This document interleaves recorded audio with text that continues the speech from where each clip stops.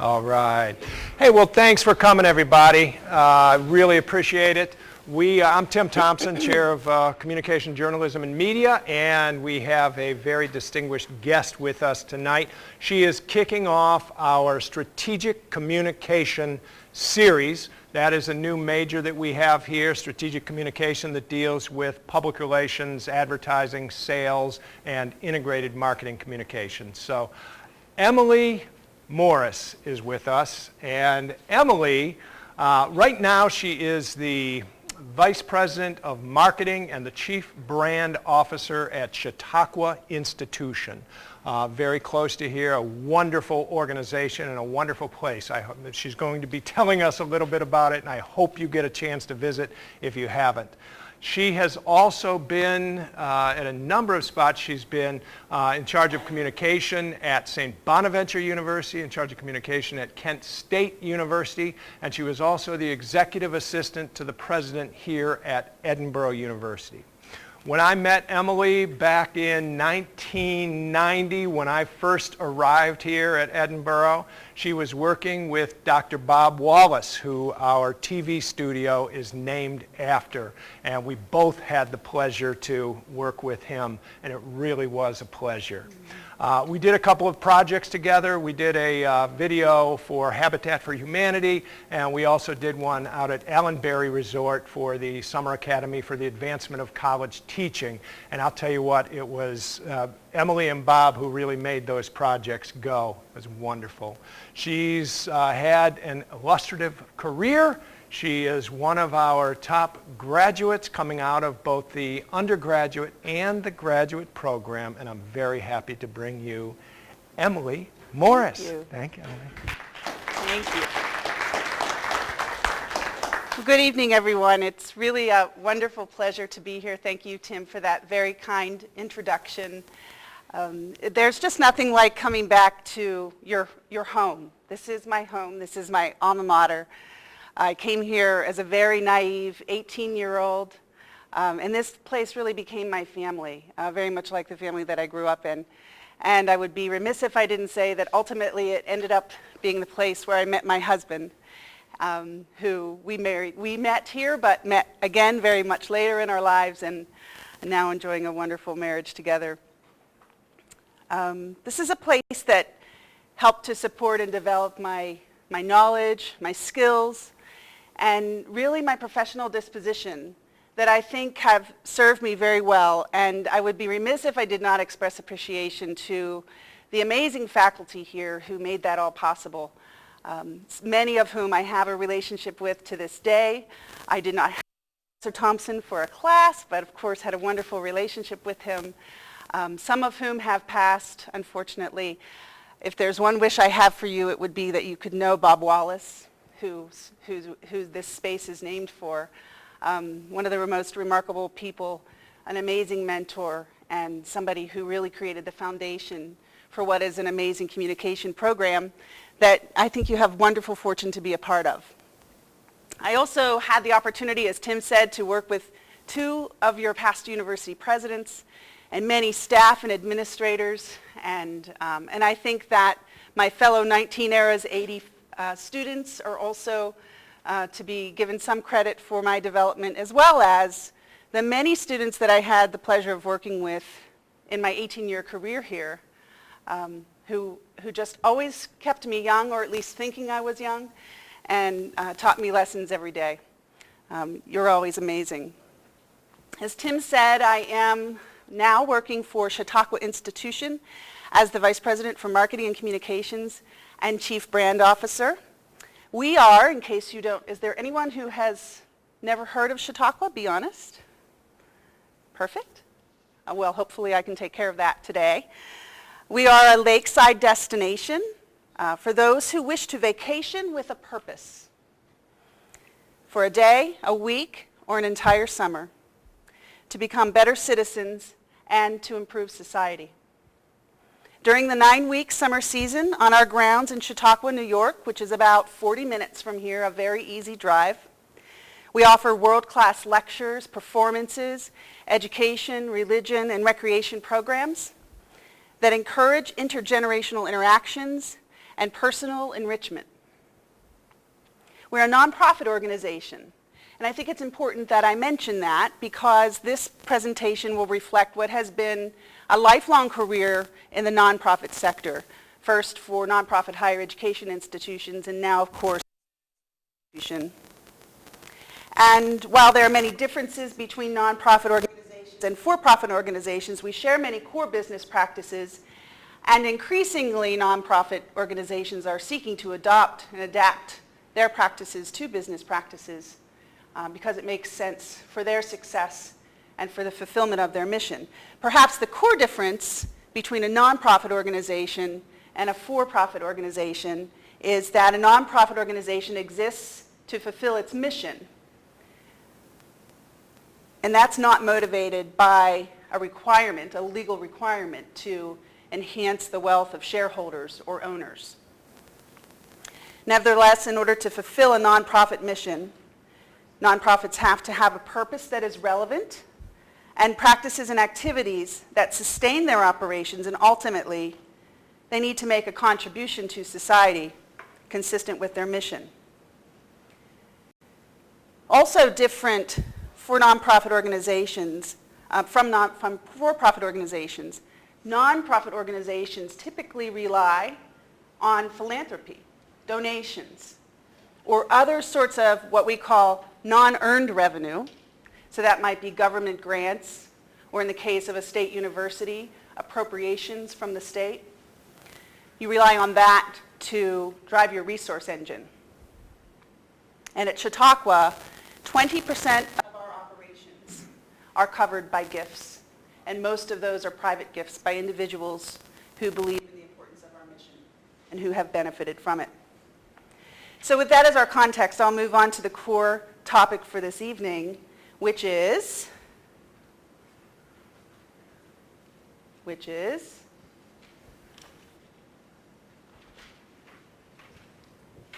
can't get the PowerPoint to work, Tim.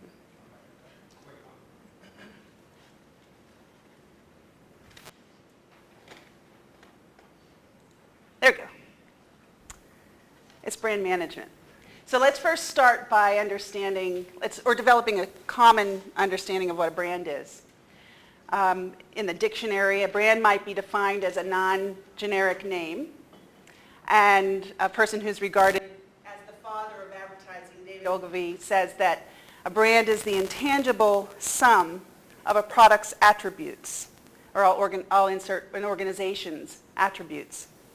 And I like to distill that even further by saying that the intangible in Ogilvy's definition is what a product or organization's customers feel, think, and believe about a product or an organization. A brand is that gut reaction that a person experiences when they see or hear something about a product or an organization. True or not, complete or not, organizations don't own their brands. Brands exist at the intersection of the minds and hearts of human beings. So what do you think about when I say IRS? Internal Revenue Service. Anyone? What's the first thing that comes to your mind? Yes? Pay up. Pay up. Anyone else? Pay back. Pay back. How about an emotion? Fear. That's a great one. Any others? What about Amazon? An emotion. Purchases. That's not an emotion. I'm old. Adjective. Give me an adjective. Anybody, what do you think about Amazon? Yes? Like excitement for a package coming in? Oh, excitement. That's great. Anybody else have a feeling about, or what do you believe about Amazon? Yes? Trustworthy. Trustworthy. I think they'd probably be happy to hear that. What about Kent State University? Any thoughts about that? Feelings, beliefs? a shooting. How many have never thought about Kent State University? Okay, good. These are the brands of these organizations for the people in this room who spoke up. The extent to which an organization cares about your perception is among the things that are determined as part of a brand strategy. I could have called this talk a brand manager's trilogy or a brand manager's trinity. There are a lot of ways to reference three staples or fundamental tenets: trio, triplets, triad, triumvirate, but I chose trifecta for a reason. Does anybody know why? Have an idea why I chose trifecta? The word matters? The order matters. Oh, the order matters. Right on. Go ahead. Cashew. What's that? Cashew. Oh, well, thanks. It's the order matters. So trifecta is a bet in the game of horse racing. You bet not only on the top 3 horses, but on the order of the top 3 horses. You get a candy bar. I don't have any with me tonight, but I'll pay you that. So in my opinion, as a brand manager, strategy has to come first. And a strong brand is the result of a well-developed strategy. So what is strategy in the first place? And how do we know a good one when we see it? A good strategy answers these 4 questions. Where do we compete? What business are we in? Who are our competitors? What unique value do we bring? This is then translated into a value proposition. What resources and capabilities do we use? Technology, delivery, place, people. A university is very reliant on people for the delivery of their service. And then, how is our unique value sustained? A good strategy answers these 4 questions, and I promise you, if you end up in a marketing and communications position, your success will rise and fall on the extent to which an organization has answered these questions effectively. In fact, I suggest that if you're in a job interview for a marketing and communications position or an internship, that you ask the person that you're interviewing with these 4 questions, or the person who's going to be your boss determining your future success. And if they can't answer them, you might be assured that either part of your job is going to be the work of answering these questions, and sometimes that's really amazing, fruitful work. Or if you choose to take a job where this organization has answered these questions and does not aspire to answer these questions, that's going to be a tough place to be a brand manager. So it starts with competition. Sometimes when we talk about an organization's competitive environment, the assumption is that it's always going to be the organization's goal to what? To be the best. To beat the competition. Of course, that's a natural way to think about competition. But in a business environment, what we're really talking about is understanding your competitive environment and determining what needs your product or service is trying to meet. And that might seem like an easy question to answer, and it is for some organizations. If you take a grocery store, for example, Giant Eagle likely considers Tops and Wegmans as key competitors. You might be able to figure that out on your own without sitting in a strategic planning meeting with the organization. They might look to Amazon as somewhat of a competitor, certainly perhaps a threat or a disruptor in their competitive environment. But I don't think that Giant Eagle or Tops or Wegmans seeks to eliminate those competitors from their environment. What they're trying to do is to create a value proposition that causes you to choose them over the other options that you have for that service. And so this is a picture of a few competitive environments. One's real and one's just perhaps a suggestion. Up here on the left is the way that we're currently framing the competitive environment at Chautauqua Institution.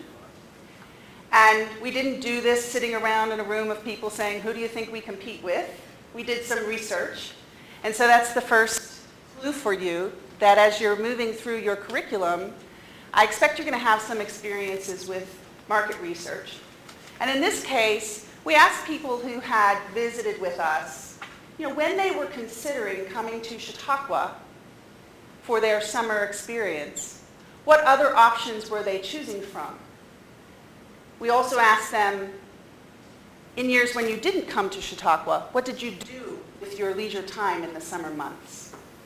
And we asked them, if you know people, friends or family, who you think would really benefit from the Chautauqua experience, what do they do if they don't come to Chautauqua? And the results was this competitive environment slide. And what was really interesting is that what we discovered were that some of the things that we thought we were competing with, we weren't really competing with, at least for this particular target market that we were talking with. We weren't competing with other arts festivals, summer arts festivals. We weren't competing with education and learning tourism. We weren't competing with historical tours or even other recreational activities. We were competing with beach vacations, international travel, outdoor vacations, and then this wonderfully vague category of other U.S. destinations. And we're doing some additional research to understand that. But it's really important for us to understand that environment. We also found out that a lot of people said, I will always come to Chautauqua for some part of my summer experience, but I also do something else in the summer. And for those folks, we consider that we're competing for their time and perhaps their wallet share, their resources for what they're going to be spending in the summer months. So another example might be to the right here, just perhaps a state university in Pennsylvania. Maybe your primary competitors are other mid-sized public universities, probably increasingly regional private universities, online universities that make it really convenient to access an education. And perhaps your study might find that you're also competing with the job market. Students are choosing to go straight to work instead of pursuing an education. And what might be your competitive positioning there? At a place like this, you might want to go even deeper to a departmental level.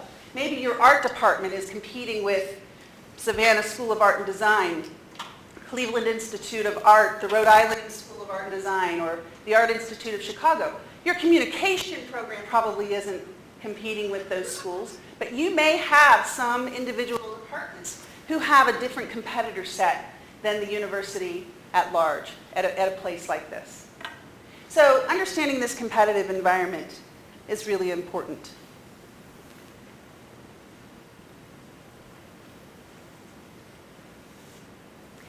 The key to sound strategy, though, is not merely attempting to be the best, to be excellent, to offer great programs. The key is to create a unique proposition, something to give you an advantage, something to differentiate you from your competition. This approach is much more likely to lead to success and to benefit society and to create value for the customers, the clients, the audiences that you're trying to serve. And it's much, much easier said than done. Understanding the work, the relationship of your competitive environment, understanding your unique characteristics and the needs and aspirations of the audiences that you hope to serve, and translating that into a value proposition is what I like to say is where the strategy sausage is made. And this work takes a tremendous amount of collaboration across an organization. It requires the development of sound data, data history, data practices, leading to interpreting that data, translating data into information that's intelligence. And nothing could be more important to get right. It's the foundation of your marketing and your brand strategy. It's the driver of product or service development. Many decisions across the organization will flow from your choice as to what is going to distinguish you in your marketplace. And choice is truly at the heart of strategy. It's not about choosing to be all things to all people. It's not about choosing to serve every prospective student that may be in your geographic marketplace, but choosing what distinct role you will play for the target markets that you aspire to serve.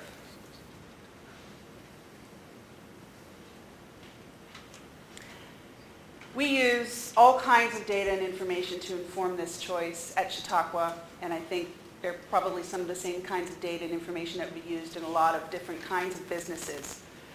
We have done a target market analysis. We have identified the characteristics and attributes of people who come to Chautauqua and return year after year. We know where we can find them in geographic areas that we want to draw from. We know how many people look like that in those geographic target markets. And it's really important to do this analysis because you might decide to serve a certain kind of a client or a customer, and once you do the analysis, you might find that there's a really small number of people who are who meet that profile. It might cause you to have to think about a different geography, which could be more expensive for your organization. So it's really important that you're pulling together all these different kinds of data sources in order to inform this most important decision, this most important choice that your organization is going to make. So I thought it might be helpful if we took a look at an example of a value proposition for a company that you're likely familiar with. And this video comes to us from Professor David Krasinski, who's a strategy professor at Brigham Young University. For time. So one example of a clearly defined strategy comes from IKEA. IKEA sells relatively inexpensive, contemporary, Scandinavian-style furniture and home furnishings to primarily young, white-collar customers all over the world. By being the first furniture retailer to put stores in every major country, IKEA has greater scale than local competitors. The choice of markets has helped IKEA offer their unique value propositions of inexpensive, fashionable furniture. IKEA sells this furniture in a fun and low-pressure showroom where order fulfillment is usually immediate. IKEA is able to sell inexpensive, stylish furniture because they've developed excellent design capabilities for inexpensive Scandinavian design. But perhaps even more important is the fact that products are designed to be manufactured by suppliers using mass production techniques and then shipped in flat boxes. The flat boxes require that final assembly is done by the final customer, but this dramatically drops shipping costs. Because shipping costs are so low, IKEA's suppliers can manufacture furniture in high volumes and ship it around the globe. The complex interdependence of IKEA's strategy makes it difficult for competitors to imitate because they don't design their own furniture and their suppliers don't manufacture furniture in high volumes and ship in flat boxes. To imitate IKEA, they would have to completely change the way they design, manufacture, and ship their furniture. Note that we learn what IKEA does, but we also learn what IKEA does not do. IKEA does not compete in the high-end furniture business. IKEA does not try to provide high levels of service or customization to customers. IKEA designs most of its furniture, but does not try to manufacture its products. Thus, in addition to clearly articulating why we win with customers, a really good strategy also provides a clear boundary line signaling what we do not do.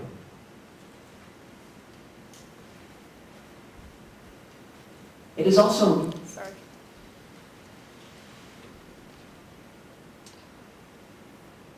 Having trouble getting that to let go. Let's go here.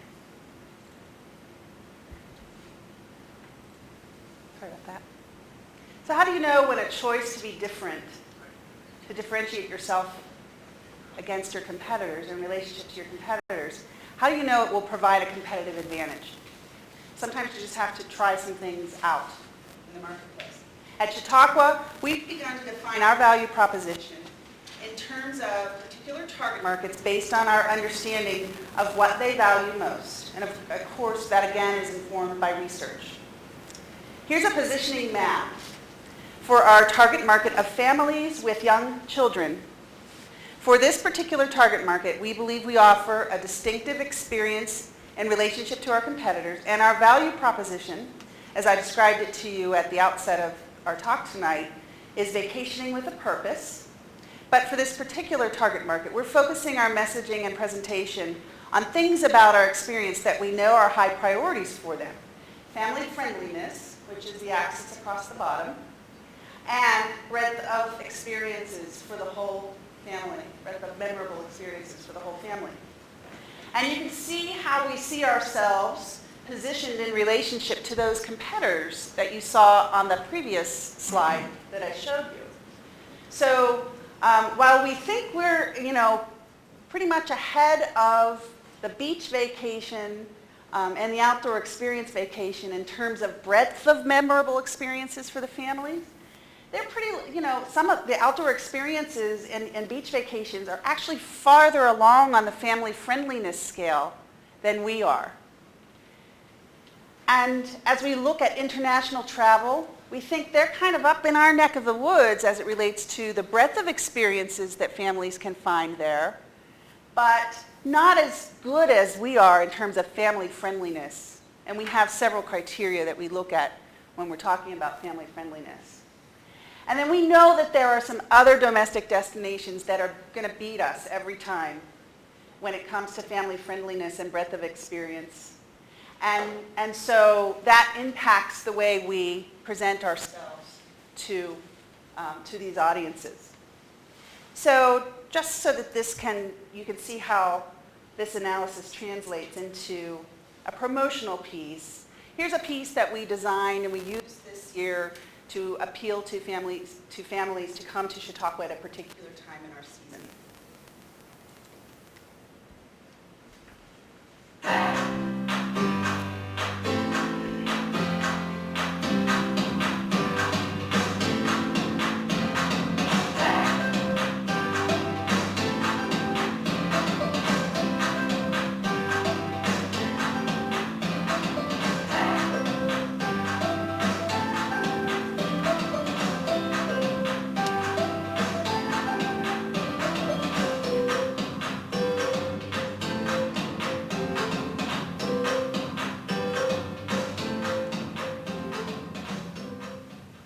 Turned out to be a really successful week for us in terms of the numbers of young families that we were able to bring to our community. If you know anything about Chautauqua, you may know that we skew a little older in terms of the population that we serve. But as you can see from the imagery, it's a wonderful place for families. Kids can ride their bikes and have this kind of freedom in a safe environment that they might not be able to experience in just about any other place that they might go. It's one of our points of distinction, we believe. But we were able to bring a number of families to the grounds who hadn't been here before and to introduce them to this wonderful way of spending time together in the summer months. So hopefully you can see through these examples how important an understanding of strategy is to the execution on the marketing side of the house. For some reason, this doesn't like to transition from a video, so I'm going to have to pop out of this again. Sorry about that. So the second place in our trifecta is what I call alignment. And this is what we're talking about in terms of, articulating the strategy and the strategic intent and the manner in which we're going to go to market with this strategy across the organization, regardless of what the organizational chart looks like, whether it looks like it looks at Apple or at a much more traditional organization. Any strategy really has to have organization-wide impact, and there has to be clarity across the organization for it to be able to be implemented effectively. As a brand manager or someone who's involved in that side of the operations, you're going to be looking for signals as to whether this is being implemented across the organization. The best place to look as to whether a priority or a strategy is being implemented and being embraced by the organization is to take a look at the budget. Are resources being dedicated where you would expect to see them being dedicated?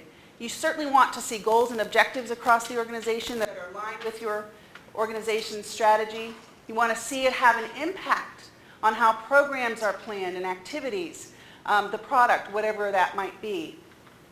For example, in our week when we were appealing to young families, in addition to the normal programming that we offered, we implemented a complete additional program that was called the Chautauqua Olympics. And we invited our young families to engage in a number of really fun activities that the whole family could participate in. We had it arranged so that every activity could accommodate all age groups. And it was really some of the most magical experiences we had all summer long. And then, of course, you want to see the strategy be incorporated into the way you're measuring your effectiveness, so your assessment and your performance metrics. And then, of course, you want to see it in messaging and identity. But I'll be honest with you that this is my least favorite thing to talk about. You know, often when organizations are having challenges, they will say, you know, I think we need to take a look at our logo. Or I really think, you know, we're not saying the right thing in our, you know, recruiting materials or in our marketing materials. And generally speaking, there's probably some improvement that can be made in those areas.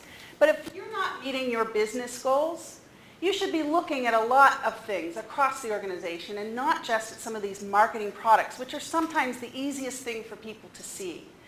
I can guarantee you that if Walt Disney World doesn't meet their revenue objectives in any given year, the first question they're asking is not, should we change our logo? And so I always kind of use that as an example because that's an organization that's run really well. So is Apple. I mean, Apple hasn't changed their logo in 30 years because even when they've had challenges, they looked throughout the organization, they looked at the strategic level and said, are we doing the right things? Do we understand our marketplace? Has our competitive environment changed? Has our customer changed? Are we not addressing the needs that our customers have? The final thing I want to say about alignment is you know it when you see it and when you don't. On the left side of this slide is a photo depicting Tide's Loads of Hope initiative, and this is their hurricane relief effort. They would bring in tractor trailers of washing machines and wash clothes for people who were in these, you know, terrible hurricane zones. And, you know, as you can see in this picture, just handing them a bag full of clean clothes, or maybe it was supplies. But what a wonderful way, a wonderful alignment with what they name on their website as their brand promise. For over 70 years, Tide has been changing the way we do laundry and continually helping deliver the cleanest clothes you can get. It's an amazing example of alignment. And like I said, you know it when you see it. Here's one for you to keep an eye on.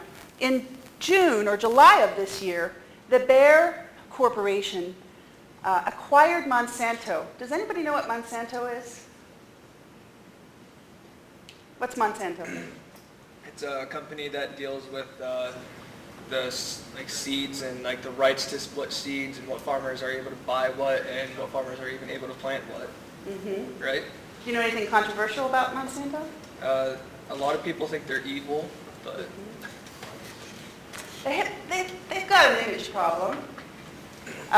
Many people believe some you know, challenges with their business practices and with some of the things. I'm sorry, go ahead. Wasn't it like GMI's, the controversy that they had? Mm-hmm. One of them. Okay.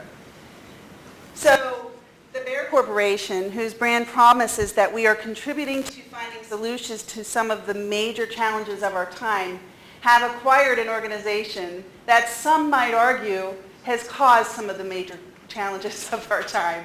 And so it will be interesting to keep an eye on that and how we see or don't see alignment with the Bayer Corporation core promise. So that's something for your homework.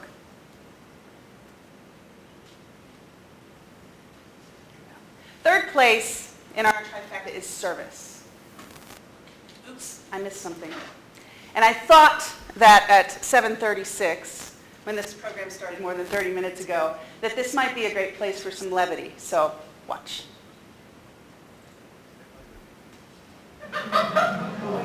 No, Mom's gonna do the turkey. Yeah, Dad wants ambrosia, so I guess we gotta get those miniature marshmallows. And I'll do the crescent rolls and you do the cranberries. You know I can't cook. I understand. I had a reservation. Do you have my reservation? Yes, we do. Unfortunately, we ran out of pucks. Double bacon cheeseburger, it's for a cop. What's that all about? You gonna spin it now? No, I was just telling him that so he makes it good. But the reservation keeps the car here. That's why you have the reservation. I know why we have reservations. I don't think you do. If you did, I'd have a car. Don't spit in that cop's burger. Yeah, thanks. Brother, over his bed.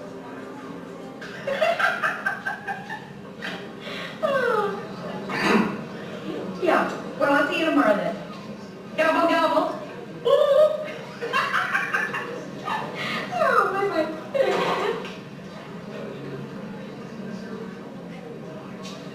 Give me a liter of cola. A what? A liter of cola. Liter of cola? Do we make liter of cola? Oh, you just order a large farva. I don't want a large farva. I want a liter of cola. I don't know what that is. Liter is French for give me some cola before I break loose. All right, relax. Okay, I believe you have to fill out a form for that. No, I'd like my money back now. I'm sorry, it doesn't work that way. You see, I have to fill out a form and, well, you ate most of it already, so... I'm sorry. We stopped serving breakfast, but we are on the lunch menu now. I want breakfast. Well, you can't have it, we're not serving it. Mister, if you don't shut up, I'm gonna kick 100% of you. Is there a problem here? I'd like some breakfast. We stopped serving breakfast. And you know how to take the reservation, you just don't know how to hold the reservation. And that's really the most important part of the reservation, the holding. Anybody can just take it.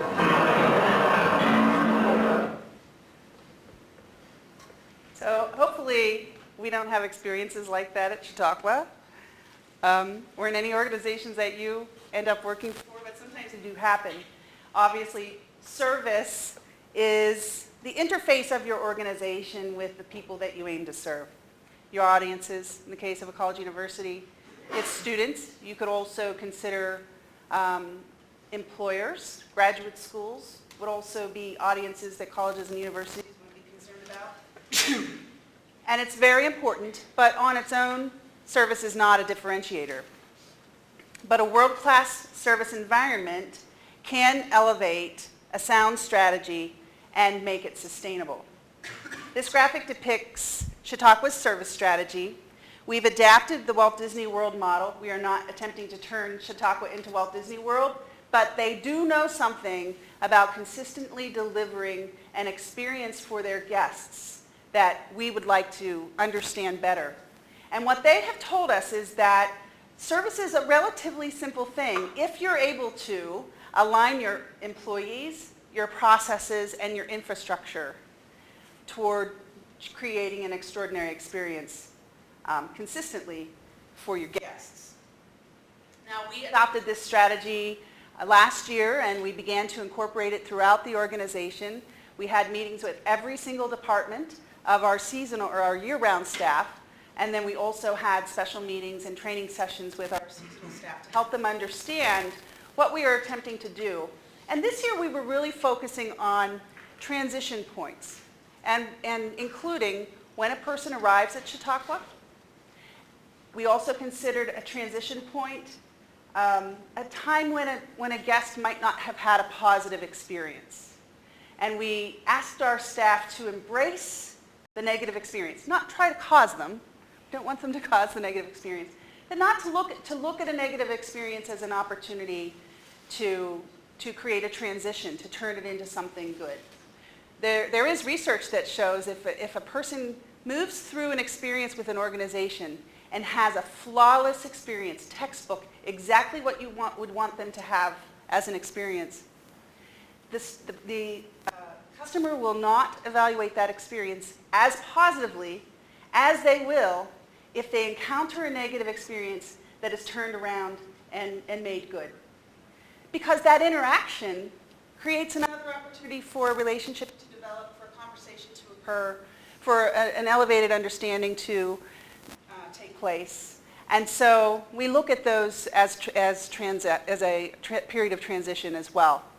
And then also, we discovered that when people leave Chautauqua, because they typically leave on a Saturday and the new guests are arriving on a Saturday, very harried time for our staff, We were finding that we probably weren't giving our guests the best send-off. You know, they've just spent a week with us, they've had an extraordinary experience, and we kind of just let them leave. And so we looked for a way to give them a more proper send-off. And I believe we're beginning to see the results of these and many other efforts that we implemented, including improving communication with our staff, giving our staff additional resources to help them do their jobs better on a weekly basis. And this is some of the feedback that we received in our customer relations surveys. My favorite one is the one at the bottom that says that they just came home from a week at Chautauqua, their third year, so this is a returning visitor, but relatively new. If you know anything about Chautauqua, we have people who've been coming to Chautauqua for 50 years. So somebody who's come for their third year, we actually still consider as a relatively new visitor. And they said that they have yet to come across a less than stellar employee on the grounds. In fact, after leaving, they had to adjust back to the real world service levels at stores and fast food restaurants, which leaves something to be desired. Chautauqua staff and employees spoil us with their engagement, their friendliness, and efforts to ensure a rich Chautauqua experience. I didn't write that, but I couldn't have written it better myself. So what we're attempting to achieve is world-class service, because the data tells us that if you're able to achieve a Net Promoter Score of above 70%, that's considered world-class, and if you're above 70%, your customers will generate new customers for you. Your business will be self-regenerating through referrals. To a large extent, that's already happening for us, but we do not yet have that 70 or above Net Promoter Score. And the Net Promoter Score is people who give, on a scale of 1 to 10, in these customer service questions, if they give you a 9 or a 10, they're considered a promoter. If they give you an 8 or a 7, they're passive. You get nothing for an 8 or a 7. So like a B+, not good enough. If they give you a 6 or below, that's considered a detractor. So your Net Promoter Score is taking the people who give you a 9 or a 10 and subtracting the people who give you a 6 or below, and that's your Net Promoter Score. Last year at the end of the season, we had about a 68.5% Net Promoter Score, and at the end of this season, we're above 70%. So we still have a lot of work to do. I would like to actually round out this metric a little bit to make sure that it's a true, accurate reflection of the service experience, but I'll take that increase of 4 percentage points as a win in our first year. And it's not just something that we're doing because we want to generate more business. We want to be more successful and serve more people. I really think it gets at the heart of who we are as an organization that was originally founded as a Christian organization, very shortly thereafter became a place that is known to welcome people of all faiths and none. But regardless of your worldview, we all want to treat others with respect and dignity, and that is really at the heart of what service is about. And we hope that people experience that in extraordinary ways at Chautauqua. So with that, I'd like to close and leave it open for some questions. And I just want to say that I've been following what's happening at this university for the past several years as an outside observer. And I know there have been some challenges that have occurred here. But in all the instances that I've observed, and certainly as somebody who keeps an eye on things like brand and how the organization is behaving in terms of their core promise, there has never been a time that I have felt anything but pride in the way our faculty have interacted with each other, in the way they've represented the organization to the world. And certainly I've seen some really wonderful examples of how the students have shaped policy, have shaped decision-making, and have really demonstrated significant leadership for this very important organization. And so I just want to tell you that when I first saw the new messaging campaign for Edinboro University, for those who strive, it touched me in my heart, because I consider myself someone who strives, someone who came here with an aspiration, who needed support, who didn't really know much of anything, and I found a place that supported me. And even as a graduate, I am really very proud to be a graduate of a place that has committed itself to those who strive. So to those who strive in this room, congratulations. Continue to strive and continue to be very proud of the choice you've made for Edinboro University. Thank you.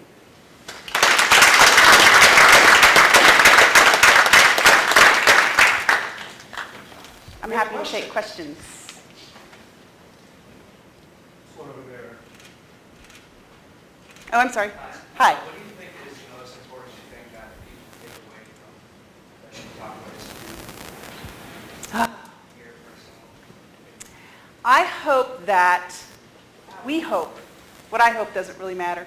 What I know that our organization hopes is that they have found a way to sit in community with people who they either may not know and particularly may not agree with, and have been able to create a deeper level of understanding of perspectives that may be different from theirs, of opinions that may be different from theirs.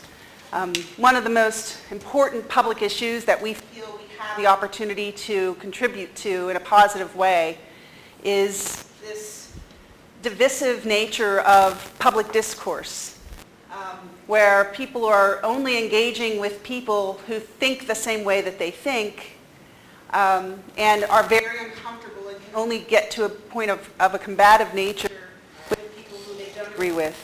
And we would like Chautauqua to be known as a place where you come to understand, not necessarily to change your mind. That's not our goal, but to bring you in community with other people, to advance understanding, to build relationships, and to build better communities when you go back home. Thank you. Yes? So as young, marketing aspires. What's like the one piece of advice that, if you could tell yourself, when you first started, you wish you knew then what you know now? So for us who are trying to get our start. Wow.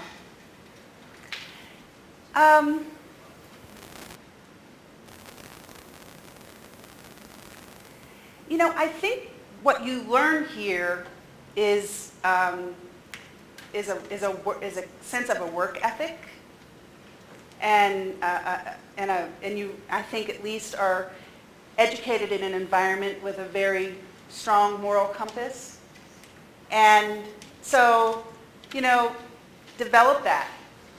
Just recognize that the academic standards that you're held to are very, very, very similar to the kinds of standards you're going to be held to in any workplace. And so once you break that code, you can't really unbreak it. And so pay attention to the decisions that you're making. Make good choices.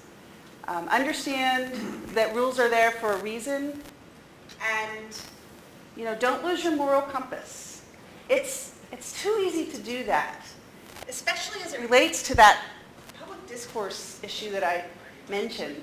It's too easy to post something on social media, to hurt someone's feelings, to say something that you will regret.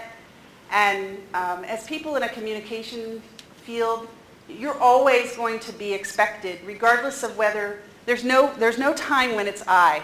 It's always we. You're always representing the organization that you work for. And so your social media accounts, are going to be really important to employers. They're going to look at that for indications of your character, your temperament, your demeanor. And I know you guys know this. You guys know this better than anybody, but it's really important. Character matters. And you're getting lots of good cues here on character, and this place has always stood for strong moral character. So that's important. On a more tangible level, just do whatever needs to be done. No job is beneath you. Whether you're in school or whether you're the first, you're in your first professional position, every job has meaning and every person has individual dignity. And so just do what needs to be done. You do the little things, somebody's seeing that you're willing to do little things, they're going to give you bigger things to do. If you sit back and expect to only be given certain responsibilities because you've somehow determined that your level, your education, whatever, deserves something better, you're going to miss an opportunity.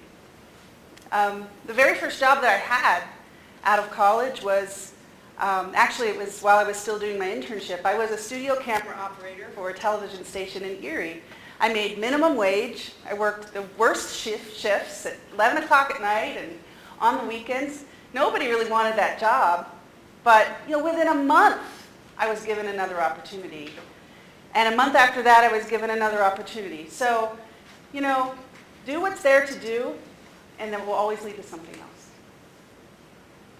Emily? Yes. I'm glad you mentioned that. I don't think the two of you would have any way of knowing this, but Jacqueline, who just asked you that question, came to our graduate program after working as a reporter at Jet. Oh, really? And you just I could mentioned tell. where your first job was, Yep. so I thought you should know that about each other, and Yeah. maybe she might find it interesting too, how you transitioned from your beginnings in broadcast journalism, and you worked pretty much in television production here at Edinboro, your first job, and how that transitions into a marketing communication career. Yeah, I don't think that, that was one of the best jobs I ever had, working in television. But as you may have decided, and I don't know if the situation has changed significantly, a great first job. But there were some lifestyle issues that caused me to want to move to something that was a little bit more humane in terms of the hours and the responsibilities. And I also wanted to be a part of a team. And while I was part of a news team, it was more of it put me into this immediate gratification mode, because you're doing a story every single day and you get to see it on the news that night, boom. There's no longer term project that I felt that I was a part of, other than just maintaining the integrity of that news organization. So an opportunity came open here at Edinboro, and I took it. I had no idea whether it was going to last a year or what ended up being 11 years. I quit working at Jet TV when I was offered an opportunity in the president's office here. The previous president, the president that was the president at the time, was retiring in 1 year. His executive assistant had retired. He needed somebody to work for him for 1 year. And I always say that the people that were offered the opportunity stepped back, and I was the only one left standing forward. But fate had that was supposed to be what I was supposed to do, and I ended up working for him and having a wonderful experience, and then working with the next president for 11 years. And during that time, I was able to work on my doctorate. And shortly after I earned my doctorate, I had the opportunity to take a new position at another university. So I wanted to be a part of an organization, and that opportunity presented itself. And again, like I said, you just do what needs to be done, and something else will be put in front of you. Now, I will tell you that I always rejected setting goals. Everybody would say, well, what's your long-term goal? And I'd say, my long-term goal is to make a contribution, And I'd never really set long-term goals for myself, and I guess it worked out okay for me. But as I look back on it, if you don't, first of all, setting goals is not limiting. You can always change your goals if something else new and shiny pops up and that looks more interesting to you. But the important thing is that you have goals, and they are your compass. That's your North Star. It can change, but if you don't have goals, you will be the victim of other people's goals. You will be the vehicle for other people's goals. And so that's all I'd say. Don't be afraid to set goals. You can change them. Does anybody else feel that way about goals? Or is that just me? Okay. Any other questions? When you talk about strategy, Emily, is strategy something that you guys do formally? Do you have strategy meetings, strategy sessions, or is it just kind of woven into everything you do? At Chautauqua, it is a much more formal process than it has been at any other place that I've worked. And that's been really enlightening to me. The work that I've done at other organizations that we called strategy was performance optimization. And it's two very different things, both very important. But the difference between performance optimization and strategy is, I would say, performance optimization is tinkering around the edges, whereas strategy is really making a choice about who you want to be for which populations. And increasingly, that's the coin of the realm. You still need to have good performance measures. You still need to be efficient and effective in the implementation of day-to-day tasks and responsibilities. But this organization is much more research-driven than any of the organizations that I've been involved in. And to be honest with you, I think a lot of that comes from a really sophisticated board of trustees who has steered the organization in that direction. And some tremendous leadership that has benefited from. My predecessor was an amazing marketing professional who had worked for General Motors and Chrysler or something. He was really very sophisticated and brought a high level of sophistication to our operation. We had a president who was in place at the organization for 30 years. Now, he wasn't president for 30 years. I think he was president for 12 to 15 years. But leadership consistency makes a difference. But yeah, this is a more sophisticated strategic organization than I've been affiliated with, potentially with the exception of Kent State. They were pretty well-oiled machine as well. Yes? One of your comments that I found most profound was how the Chautauqua Institute is open to all faiths and those who have none. Yes. And it's very refreshing to hear that from a professional organization. Usually they just stop at all faiths and then just nothing else. Yeah. So has the Chautauqua Institute done anything with those who have faith? Like, have there been like gatherings? Sure. So what you may not know is that we were founded in the 1800s as a training camp for Methodist Sunday school teachers. So we were founded as a Methodist organization.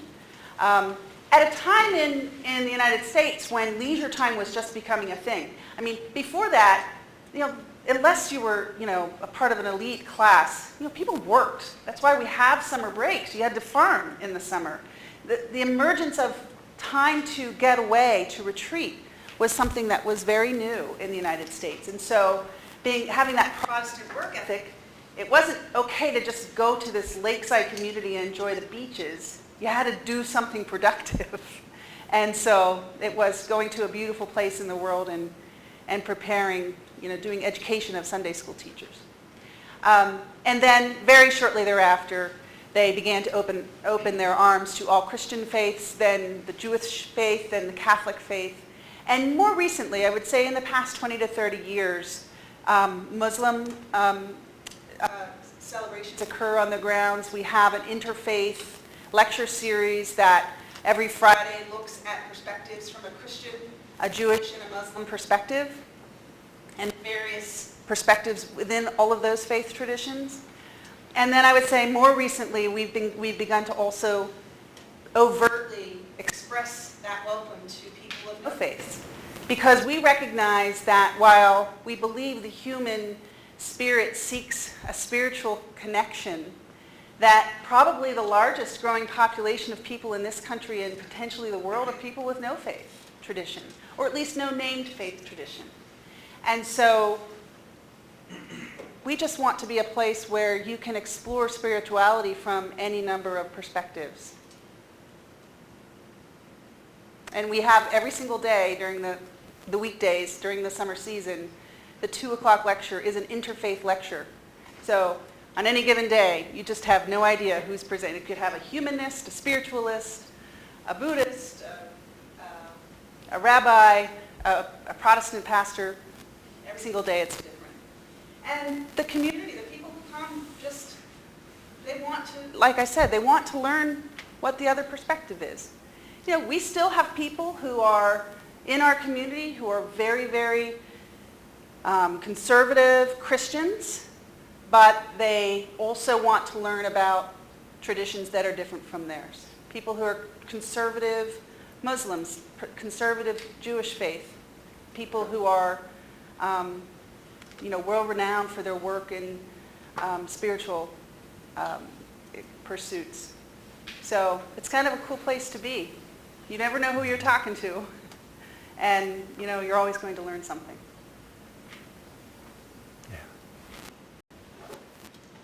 Emily, we cannot thank you enough for coming. It's so good to have you back. It's been too long since you came back, and you know that. And we do have a gift for you from the department. We've got a plaid bag. You've got it. We had to do plaid. It ain't nothing if it's not Scottish, right? Right. It's crap. It's crap. So we do have a shirt for you Thank that you. has the borough and the department, and we have what's called a quaich. It is a two-handled drinking cup from Scotland, sometimes called a cup of kindness, and I hope that it's very thank appropriate to give to you because you have a kind heart. Thank you so much. Thank you very much. Thank you all for coming.